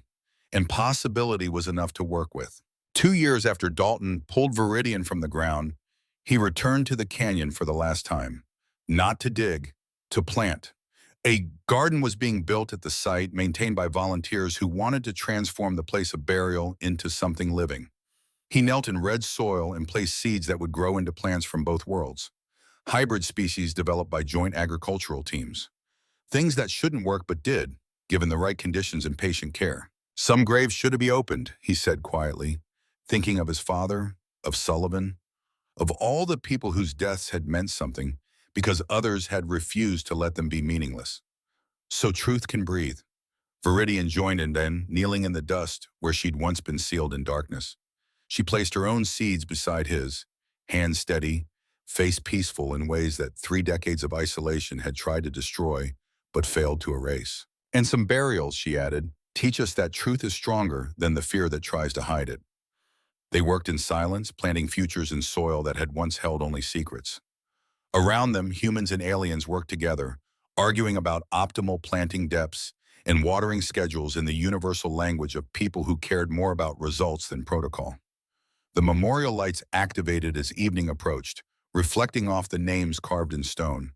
Permanent reminders, not of victory or defeat, but of choice, of the decision to face uncomfortable truths instead of burying them deeper. And somewhere far beyond the stars, other civilizations took note, because they finally understood something important about humanity, something that would echo across diplomatic channels and strategic planning sessions for generations to come. You can bury human problems deep enough that they seem gone forever. You can seal them in darkness and think they're solved. You can build comfortable lies on foundations of hidden truth. You can maintain those lies through authority and fear in the weight of conventional wisdom. But eventually, inevitably, someone will keep searching. Someone will refuse to accept that some questions shouldn't be asked. Someone will believe that buried truth deserves exposure more than comfortable lies deserve protection. And when they do, when they finally break through stone and lies and carefully maintained fiction, what they bring to light will change everything. Not because truth is gentle or easy, but because truth, once free, spreads like fire through dry grass, consuming comfortable certainties, demanding accountability, forcing choice. The buried queen had been freed. The conspiracy had been exposed. The war had been averted. Justice had been served, imperfect but genuine. And in the space created by those choices, Both species were learning something neither had fully understood before.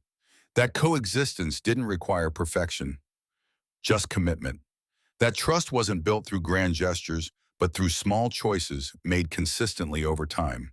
That the hardest work wasn't surviving crisis, but maintaining principle. When crisis faded and comfort called everyone back to easier patterns. Viridian stood in this garden as darkness fell, surrounded by growing things and the quiet sounds of people choosing to build instead of destroy.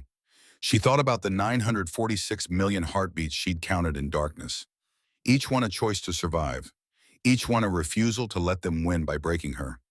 Those heartbeats had meant something, had led to this, to a world where truth could breathe and accountability wasn't just a crisis response, but a maintained practice.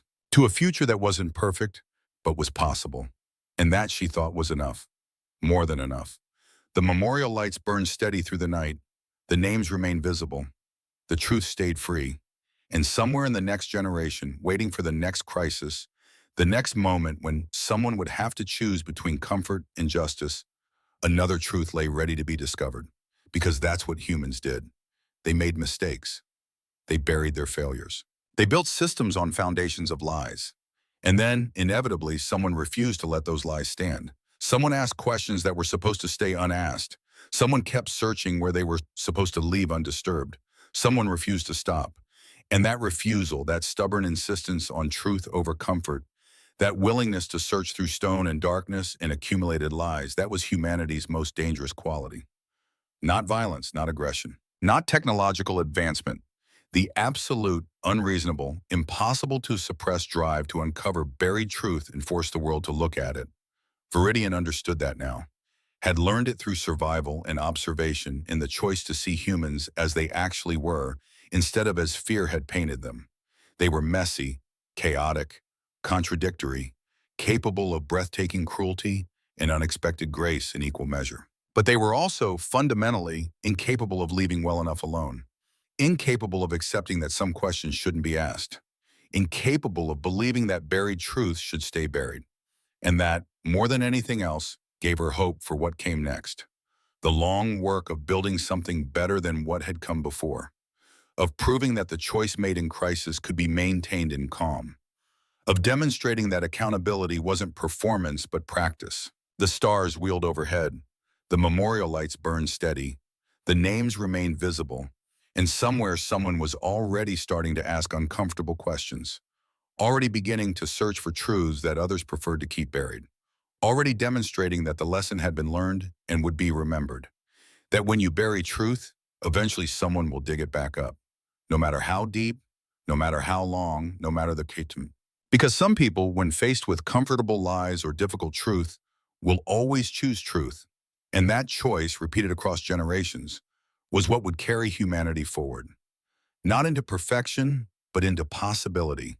Into a future where mistakes were acknowledged, accountability was maintained, and buried truth never stayed buried for long. Viridian looked up at the stars, at the fleet that watched and waited and gradually learned to participate. At the future unfolding, one small choice at a time. At the garden growing in soil that had once held only darkness and secrets. And she smiled, because she was no longer alone. Because truth was no longer buried. Because the heartbeats she counted now were by choice, not compulsion. Because they'd proven something both species needed to learn. That the hardest thing and the right thing were sometimes the same thing. And that doing it anyway, despite the chaos, was what transformation looked like. Not dramatic, not easy, just persistent, maintained, real. The kind of change that lasted, the kind that mattered, the kind that made 30 years of darkness mean something more than suffering, made it testimony, made it lesson, made it foundation for building something better. And that was enough. That was everything.